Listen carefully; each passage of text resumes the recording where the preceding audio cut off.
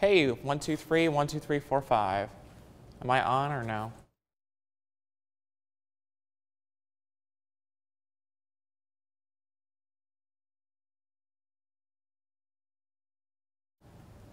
Mic check, mic check.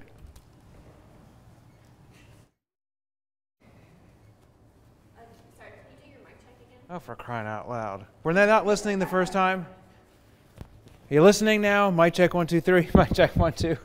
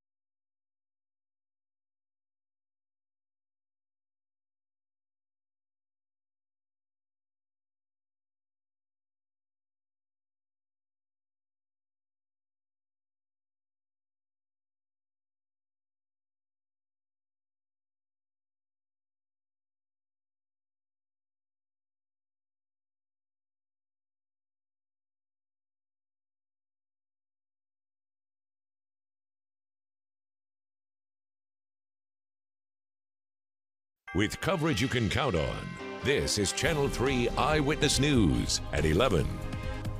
Good evening, I'm Cameron Taylor here with meteorologist Nick Austin. And Nick, we certainly saw some rain and the wind was howling at some points too. I tell you, it moved through fast, but yeah, those winds were whipping. The rain was coming down hard, at least for a short time. But it's almost completely out of the viewing area now. So we will show you what's going on. If we go to the weather computer, we want to show that live shot from the downtown Holiday Inn camera and just let folks know, yeah, the streets still look pretty wet out there and there are a few raindrops still on the camera lens, but overall things are going to be drying out through the overnight hours. So looking at the latest radar, there's not much rain left. There's still mainly some patchy areas of light and some moderate rain from Calhoun up to Blue Ridge and near the Murphy area, eastern Polk County too. But the main thing is the winds. The winds will still be strong from time to time through the overnight hours, even though the rain will be moving out. So keep that in mind. We still have a wind advisory for a whole Channel 3 viewing area last time I checked, still until 4 o'clock this morning. Right now, cloudy here in the city, 52 degrees. It's cooled down a pretty good amount, and we'll be dropping in the 40s overnight, 45 around 3 in the morning, and by about 6 o'clock in the morning, we'll be down in the lower 40s with temperatures down maybe close to freezing in the higher elevations west of Chattanooga as we head towards the early morning hours tomorrow. I'll have more on that chilly Sunday forecast coming out in just a bit. All right, thanks, Nick. Certainly going to be cold. Police in Trenton, Georgia are searching for a missing woman. 46-year-old Tracy Moses' sister reported her missing this morning. She told police she has not had contact with Tracy since last Saturday. She's described as 5 feet tall and weighs around 160 pounds. She has dark brown shoulder-length hair and brown eyes. Now, she was last seen wearing a maroon t-shirt and dark pants. If you see her, call Trenton Police at either number on your screen.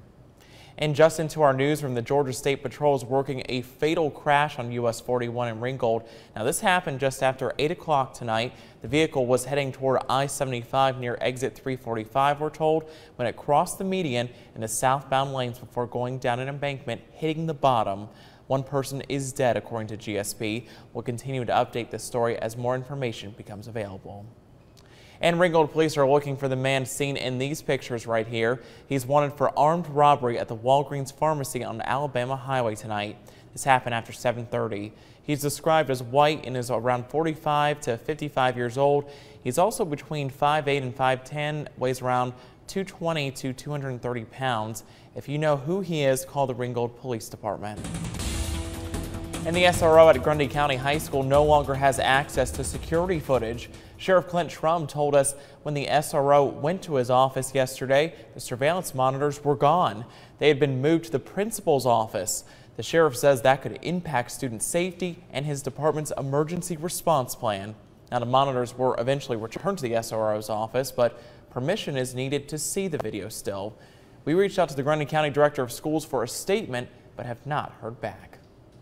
We're learning more about an early morning shooting here in Chattanooga. Police say one person is dead and 2 other people were injured. The shooting happened around 5 o'clock this morning, and Channel 3's Caitlin Chastain was at the scene and spoke with neighbors who say the violence has to stop. It seemed like the whole neighborhood is blocked off. And yellow crime scene tape and police lights filled Mark Mink's front yard as he watched police swarm a portion of Roanoke Avenue Saturday morning, right next to his new home. pretty stressful, pretty concerning. I just got here just a few days ago. Police are investigating after one person was found dead and another shot. They tell Channel 3 that person was taken to the hospital. We watched as investigators focused on 2 cars wrecked in the front yard of a home, and a crowd of people stood by with police. Many neighbors say the intersection is a high-traffic area during all hours of the day, many cars detouring because of the crime scene. They tell Channel 3 they wish it had more security to help monitor crime. Some neighbors say they wish the intersection had cameras, like the ones Chattanooga police use. Those cameras are already placed around the city, but police previously told Channel 3 they can be moved if they notice a shift in crime activity. Other neighbors say it should also be a community effort. Try to maybe implement some kind of neighborhood watch or more patrolling, or something to keep all the families around here a little bit more secure and feel like they're safe. Until then, Mink says he will make sure his home is protected until he decides what the safest option is for his family. Make me feel like I need to secure my property more, or maybe try to find a different, better location. In Chattanooga, Caitlin Chastain, Channel 3 Eyewitness News. And even though there is not a camera at the intersection of Roanoke and Wilcox, there is one less than half a mile away at the intersection of Dodson and Wilcox. In Rossville, Georgia, police are searching for 4 people they say are connected to a drive-by shooting.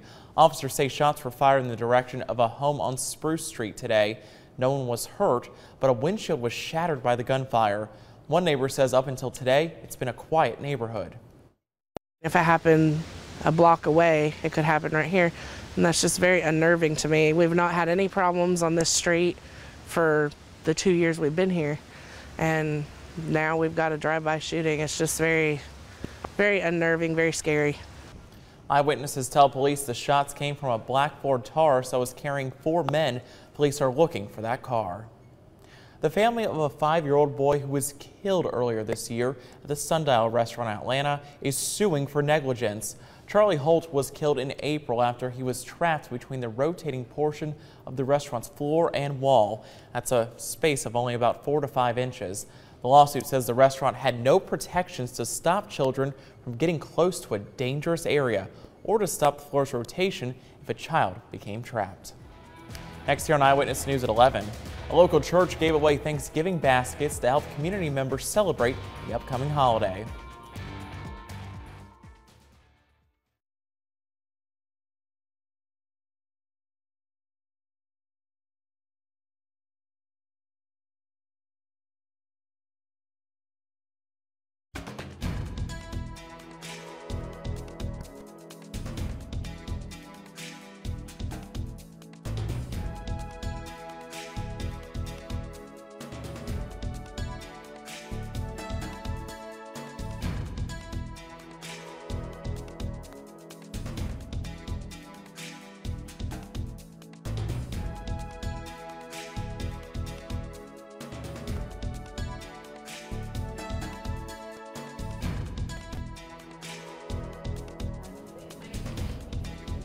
Mic check, 1 2 1 2.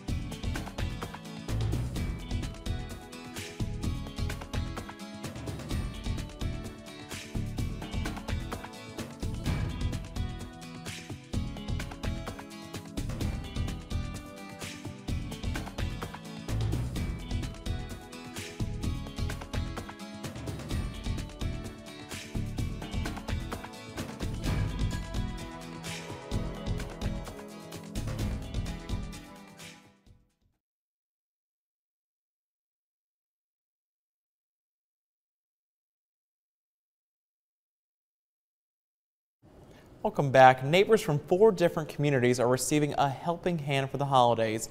Hope Harvest organizers are expected to serve close to 1,000 people who need extra assistance this time of year.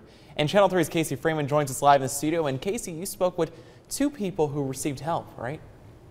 That's right, Cameron. For some families, enjoying holiday festivities are hard financially. Hope Harvest aims to bridge that gap to create stronger families and communities. Hope Harvest is on a mission to plant a seed of hope in Chattanooga neighborhoods. One way they plan on giving back this holiday season is providing assistance to those who may be going without this year. It's just helping everybody, you know, who needs it. Everybody needs it, you know. The help he give us, everybody needs it. This year, the Hope Harvest volunteers gave away about 800 turkeys. Health screenings were also available, as well as prayer. To listen to the word. Yes. Enjoy coming and seeing the people that I haven't seen in a long time. Beverly and Shirley are best friends, and they have been members of the Eastdale community their whole life. They look forward to using the turkey to bring their families together. Turkey dressing, ham, chitlins, macaroni cheese, potato salad, pecan pies. The duo is also grateful for the toys and clothing for family members of all ages. Thankful for, you know, the clothes, and thankful for the turkey, and just for Mama to be. East Chattanooga Community Center was new to the Hope Harvest serving area. The group also served South and West Side Recreation Centers, as well as Eastdale Community Center. Live in the studio, Casey Freeman, Channel 3 Eyewitness News. All right, thank you, Casey. At the VFW on Lee Highway today, the Special Olympics held a dart tournament today along with the Greater Chattanooga Darting Association. More than 200 people attended this weekend event. The Darting Association has held this event for more than 30 years, and for the past 5 years, Special Olympians have joined them. They love it because they get to throw darts with the pros.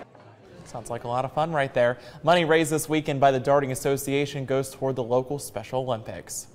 A Florida nun who became known as the Chainsaw Nun was honored yesterday in Miami. Sister Margaret Ann was surprised during a pep rally at the high school for her display of community service during Hurricane Irma. Now, this cell phone video of her using a chainsaw to clear scattered debris you see right there went viral after the storm. Yesterday, the high school along with the Miami Heat honored her. The NBA team gave her a $5,000 check for the charity of her choice and tickets to a Miami Heat game. Sister Margaret Ann says she was only doing what was needed. All I wanted to do is clear the road and make it safer for other people. I had no idea. I still don't understand why it went so viral. And if you didn't know, Sister Margaret is the principal of the school. Next here in Eyewitness News 11, a walk was held today to raise autism awareness. And it was the first year for Chattanooga's Hip Hop Festival, showcasing local artists.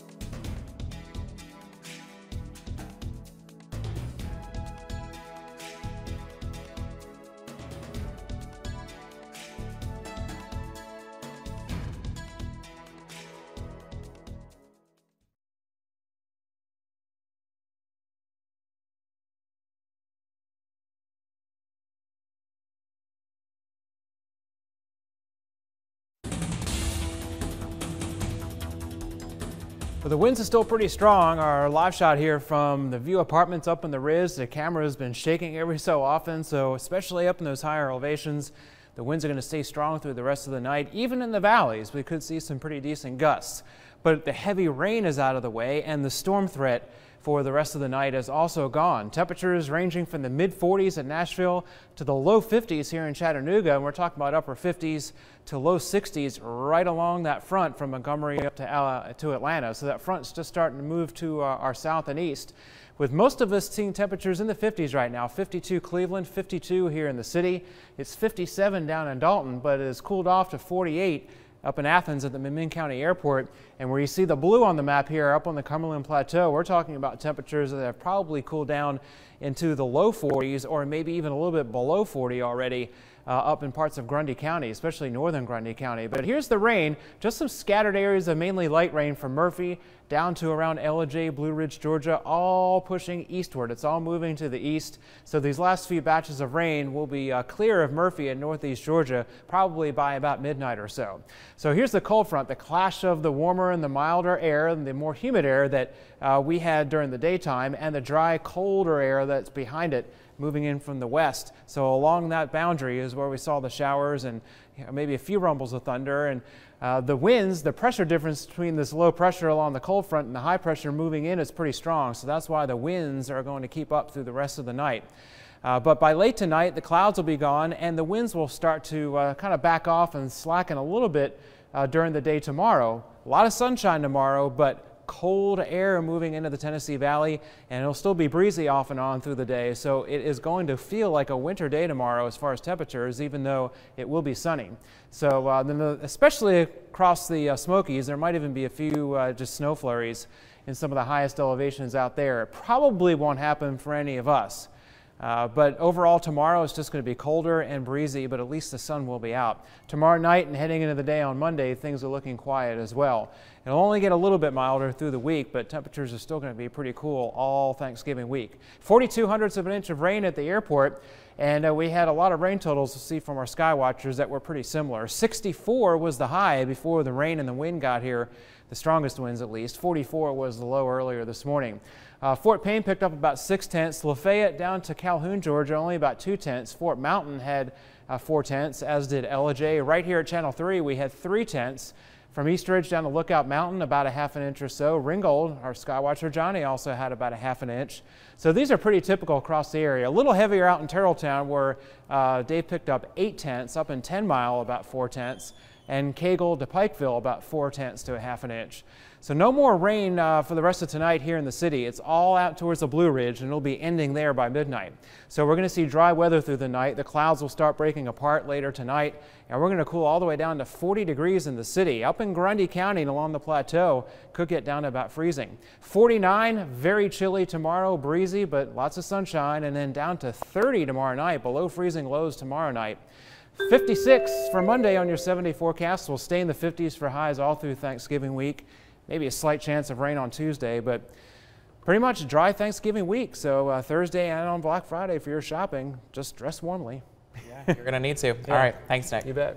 All right. And nearly 500 people gathered at Coolidge Park this morning for autism awareness.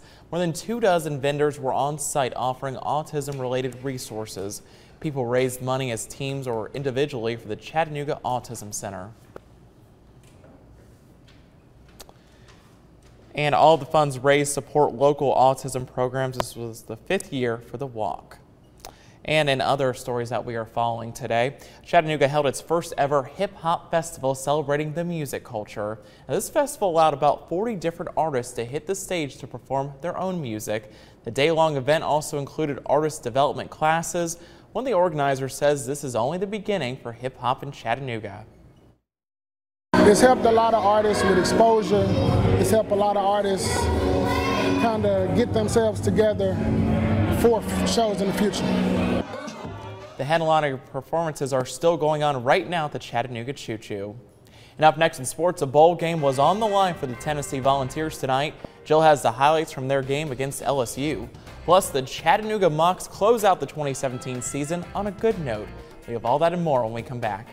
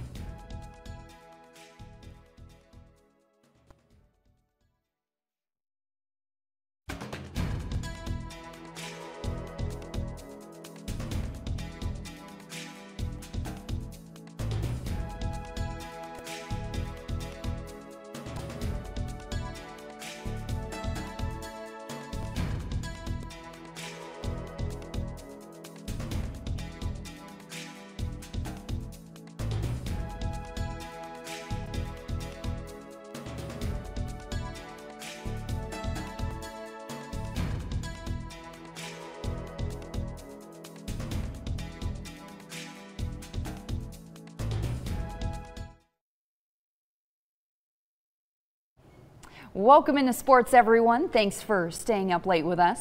Well, it wasn't the start to the Tom Arth era everyone was hoping for. The Mocs certainly had their fair share of lows this football season, but also a handful of highs. And tonight was one of those highs. It was the final game of the regular season for UTC, which also meant that it was senior day for 22 Mocs. Defense was the name of the game in this one. The Mocs had former Cleveland quarterback Austin Heering on the run all game long. The Bucks would then kick a field goal in the first quarter, and well, that would be all the Mocs defense would allow the whole game. After a while, though, things did get a little heated between the two teams as ETSU led 3-0 at halftime. Mocs, though, refocused after the break as Bradley Central grad Cole Copeland hits Brace Nunley on the outside, and the former Walker Valley star takes off running all the way to the 12. Copeland would then lead Joseph Parker in the flat, and Parker would run the rest of the way for the Mocs' first touchdown. UTC would then add a field goal late in the third to make it 10-3, and that score would hold. The Mocs finished the 2017 season 3-8 overall, but they end on a good note. You can go on and on and on with the adversity that this team has gone through and has dealt with and has responded to time and time again. And you know, in this game, you know, it's never about the talent. It's never about the talent. It's always about the character. And this group has incredible character. Switching over to the SEC, the Tennessee Volunteers needed to win tonight's game against LSU in order to make a bowl game this year. But even with Butch Jones out of the picture, the Big Orange once again struggled on offense and could not find a way to slow down the Tigers' rushing attack. It was the first game back since Jones's firing last Sunday, as well as interim head coach Brady Hoke's first time calling the shots. The two teams traded a pair of field goals to start the game, but then UT's Marquez Holloway makes a mistake he will definitely want to get back. The sophomore was back on punt return when the ball goes right through his hands. LSU then recovers the ball and takes advantage of it right away as Darrell Williams busts into the end zone for his first of 2 touchdowns on the night. LSU would go up 17-3, but don't worry, Holloway gets to make up for it. Just before the end of the half, Jarek Arantano airs it out to Holloway, who then breaks free for the Tennessee touchdown. Vols trailed 17-10 at halftime, but the Tigers could not be stopped. Despite bad weather in the second half, LSU would keep pounding and add a pair of touchdowns in the third quarter as the Tigers race past the Vols 30-10 that final. Tennessee now drops to 0-7 in the SEC, 4-7 overall, marking the first time since 2013 the Vols miss out on a bowl game. Meanwhile, down south of the border, the Bulldogs look to rebound from their upset loss last weekend to Auburn as they played host to Kentucky today. And well, the seniors put on quite the show in their home finale.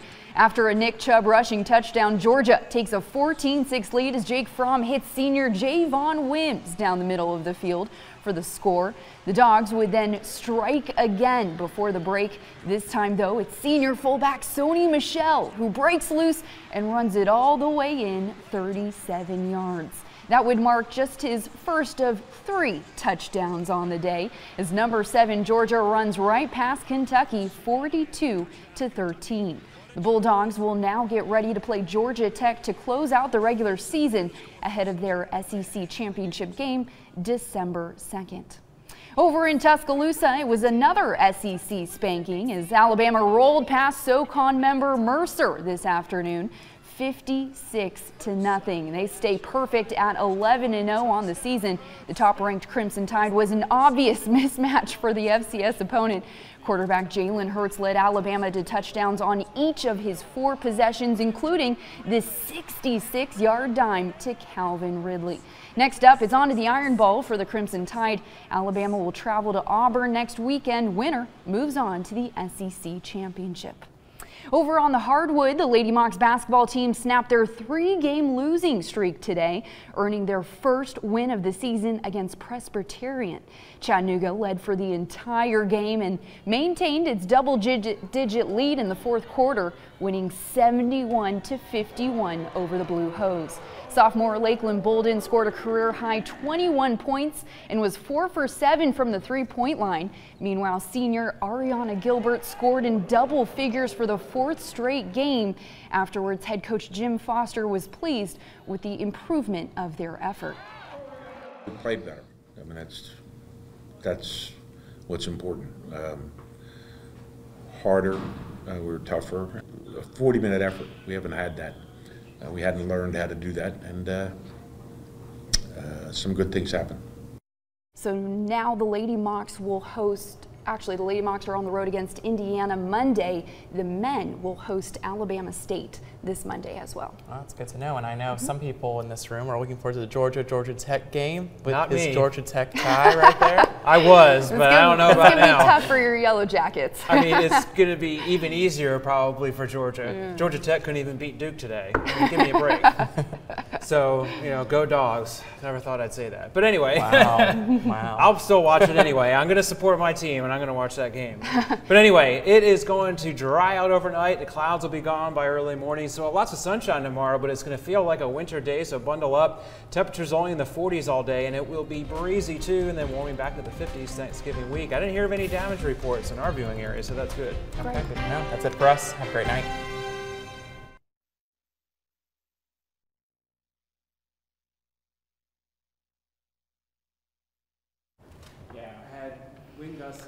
Hello, hello, hello, hello. Let's do. So we're like a black hole again. Yeah, didn't Cumberland County get hit? Or I think I'm in queue. D1, 3, 4, 5, 6. Had to tie in the GT tie because I was like, he's wearing.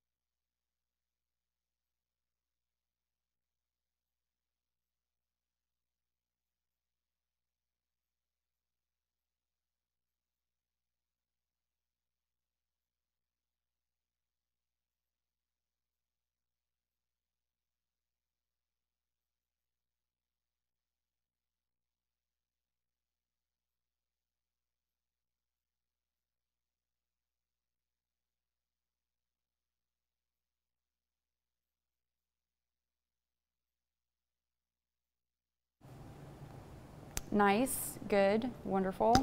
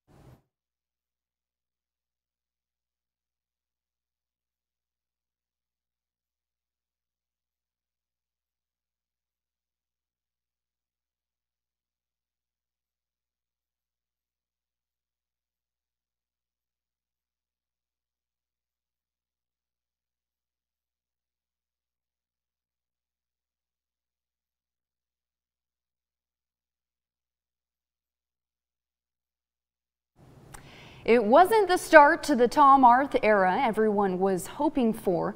The Mocs certainly had their fair share of lows this football season, but also a handful of highs. And last night was one of those highs. It was the final game of the regular season for UTC, which also meant that it was senior day for 22 Mocs. Defense was the name of the game in this one. The Mocs had former Cleveland quarterback Austin Heerink on the run all game long. The Bucks would be forced to kick a field goal in the first, and well, that would be all the defense would allow the whole day. After a while, though, things got a little heated between the two teams as ETSU led 3-0 at halftime. Mocs, though, refocused after the break as Bradley Central grad Cole Copeland hits Bryce Nunley on the outside, and the former Walker Valley star takes off running all the way to the 12. Copeland would then lead Joseph Parker in the flat, and Parker would run the rest of the way for the Mocs' first touchdown. UTC would add a field goal late in the third to make it 10-3, and while that score would hold, the Mocs finished the 2017 season 3-8 overall, but end on a good note. Switching over to the SEC, the Tennessee Volunteers needed to win last night's game against LSU in order to make a bowl game this year. But even with Butch Jones out of the picture, the Big Orange once again struggled on offense and could not find a way to slow down the Tigers' rushing attack. It was the first game back since Jones's firing last Sunday, as well as interim head coach Brady Hoke's first time calling the shots. The two teams traded a pair of field goals to start the game, but then UT's Marquez Holloway makes a mistake he will want to get back. The sophomore was back on punt return when the ball goes right through his hands. LSU then recovers the ball and takes advantage of it right away as Darrell Williams busts into the end zone for his first of 2 scores on the night. LSU would go up 17-3, but don't worry, Holloway makes up for it here. Just before the end of the half, Jarrett Garantano airs it out to Holloway, who then breaks free for the Tennessee touchdown. Vols trailed 17-10 at halftime, but the Tigers could not be stopped. Despite bad weather in the second half, LSU would keep pounding and add a pair of touchdowns in the third as the Tigers raced past the Volunteers 30-10 that final. Tennessee now drops to 0-7 in the SEC, 4-7 overall, marking the first time since 2013 the Vols miss out on a bowl game. Meanwhile, down south of the border yesterday, the Bulldogs looked to rebound from their upset loss last weekend to Auburn as they played host to Kentucky. And while the seniors put on quite the show, after a Nick Chubb rushing touchdown, Georgia takes a 14-6 lead as Jake Fromm hits senior Javon Wims down the middle of the field for the 27-yard score. The Dogs would then strike again before the break. This time, though, it's senior fullback Sony Michel breaks loose and runs it all the way in 37 yards. That would mark just his first of 3 scores on the day as number 7 Georgia runs right past Kentucky 42-13. The Bulldogs will now get ready to play Georgia Tech to close out the regular season ahead of their SEC championship game December 2nd. And over in Tuscaloosa, it was another SEC spanking. Alabama rolled past SoCon member Mercer this afternoon 56-0 to stay perfect at 11-0. The top-ranked Crimson Tide was an obvious mismatch for the FCS opponent. Quarterback Jalen Hurts led Alabama to touchdowns on each of his 4 possessions, including this 66-yard dime to Calvin Ridley. Next up, it's the Iron Bowl for the Crimson Tide. Alabama will travel to Auburn next weekend. Winner moves on to the SEC championship game. Over on the hardwood yesterday,